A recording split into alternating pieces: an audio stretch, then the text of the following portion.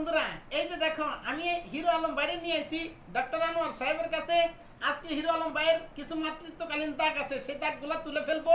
কত সহজে তোলা যায় মাতৃত্বকালীন দাগ ভাই, বুঝছেন? আপনার কোনো দাগ থাকবো না।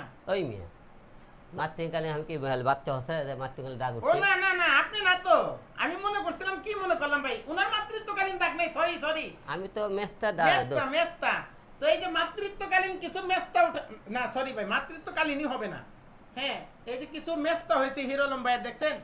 এই আপনার মেস্তাগুলো কথাটা দেখেন। কিন্তু আংশিক সত্য। হ্যাঁ ভাই, মাতৃত্বকালীন সময়েও কিন্তু মেয়েদের অনেক সময় মেস্তা হয়, বুঝতে পারছেন? মাতৃত্বকালীন সময় হয়। আমি তো এই জন্যই ভাই, আপনারও মাতৃত্বকালীন সময় তো মেস্তাটা হয়েছে, দেখছেন? চল মিয়া ফাজিল কথা কর মিয়া মাতৃকালীন মিয়া ভাই, ডাক্তার সাহেবের বাড়িতে দেখ আসলে মেকআপ টেকআপ করে, বুঝছেন? ও এই জন্য হয়েছে না, আমি মনে করছিলাম আর মাতৃত্বকালীন এগুলা ভাবে যেহেতু হয়েছে। কাজ করে এই জন্য এই অবস্থা। না ভাই, তাহলে আপনি কাজ এই করেন, আমি শোনেন, জানি না। এই কাইসের কথাকে বিশ্বাস করেন না। আনোয়ার ভাইয়ের কাছে আইছি আমি মেস্তা দূর করতে। আপনারা আসবেন, এখানে ভালো ভালো চিকিৎসা হয়। আপনাকে মেস্তা দূর হ্যাঁ, থাকে একটু সবাই মাতৃত্বকালীনের কথা বললেন। না, ওর কথা শুনেন পাগল। আল্লাহ হাফেজ, আপনারা করেন ভাই।